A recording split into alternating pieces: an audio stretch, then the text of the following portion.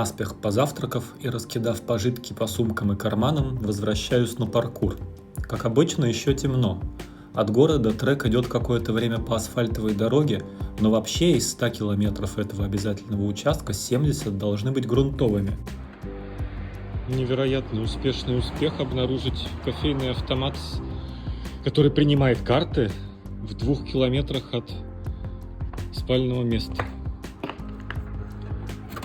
Ох, потрясающе. С добрым утром. А вот вторую чашку капучино заказать уже не получилось, карты не работали. Видимо, автомат не продает больше одной порции в одни руки. Так или иначе, даже от одного стаканчика итальянского кофе стало гораздо бодрее. Совсем скоро, около 6 утра, начал заниматься рассвет. Трек дико петлял по холмам, в основном по грунтовкам, с перепадами вверх и вниз до 200 метров и с измывательскими градиентами до 15 градусов. Покрытие, в общем, было сносным. Хотя очень много где попадалась мелковолнистая гребенка, которую особенно желательно было избегать на спусках. Выезжая в путь около 5 утра, я планировал преодолеть паркур к наступлению дневной жары, то есть где-то до 11 часов. Тенистых участков в этой местности очень мало, от высоких тонких кипарисов толку никакого, да и рукотворных навесов практически нет. Все постройки стоят далеко от основной дороги, на холмах. Автобусы тут не ходят, соответственно, остановок с крышей тоже нет. Продвижение по треку давалось довольно натужно. Уж насколько я люблю терпеть и тошнить в подъемы, но даже мне хотелось включить передачу полегче, чем моя самая легкая 39-36. С другой стороны, безусловно, многое компенсировали невероятно живописные холмы и виды на уютно пригнездившиеся каменные то ли виллы, то ли замки.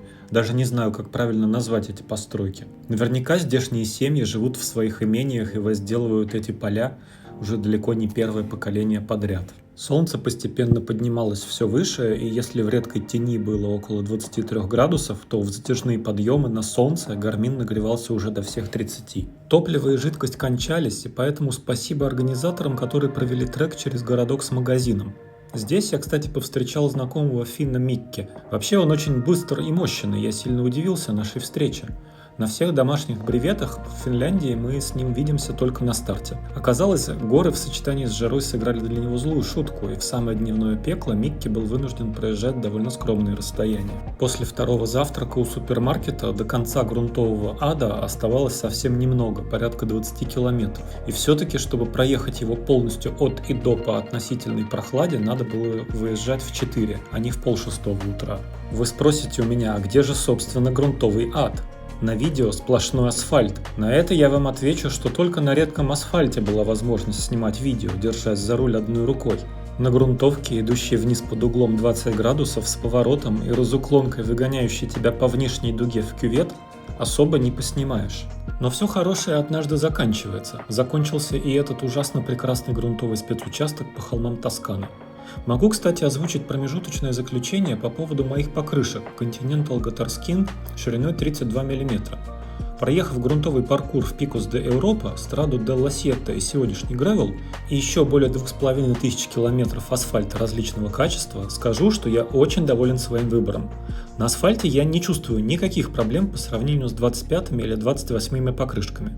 На гревеле, да, 32 покрышки — это компромиссный вариант. Если покрытие более-менее твердое и не очень сыпучее, то более широких покрышек как бы и не хочется. На рыхлом гравии надо быть осторожным, да, но на нем и на 44-х покрышках надо вести себя осмотрительно. В общем, если я когда-нибудь еще поеду подобную многодневную гонку, трек, который проложен преимущественно по асфальту с вкраплениями грунта на 10-15% дистанции, то я также остановлю свой выбор на 32-й резине.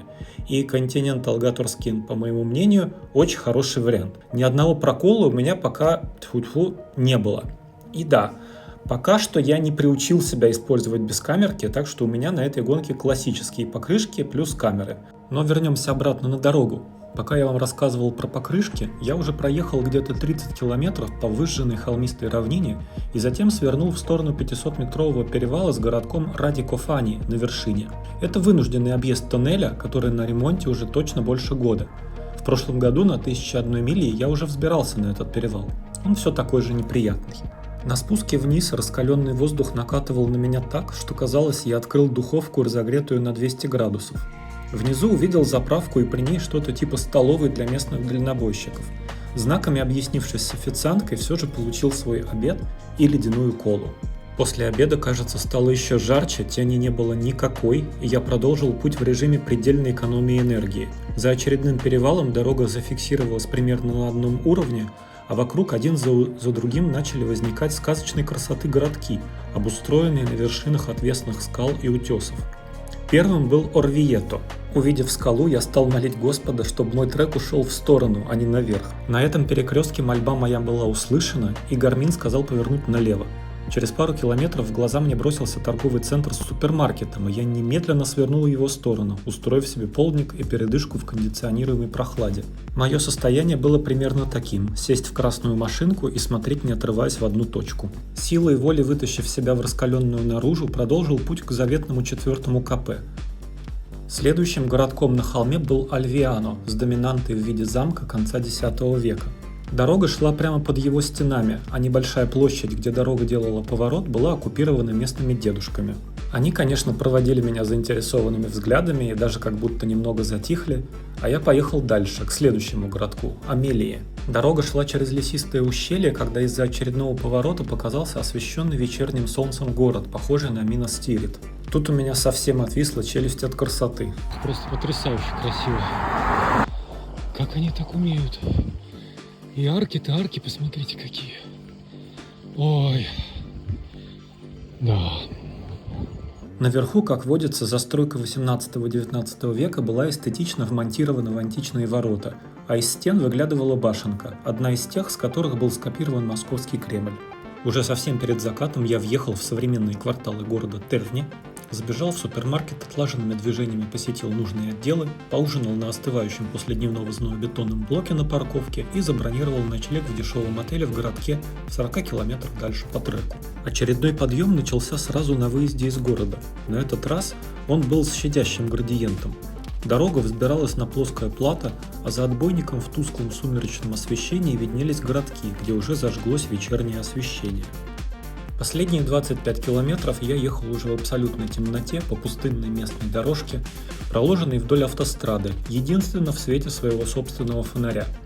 В нарульной сумочке у меня была заложена булочка с корицей и какая-то сдоба с сыром, в баклажке плескался холодный сладкий чай, и так в уюте и на полном расслабоне, подъедая булки и запивая все это дело чаем, я и доехал до городка, где меня ждал ночлег. До следующего контроля около 100 километров, а после него надо будет разбираться с паромом в сторону Албании.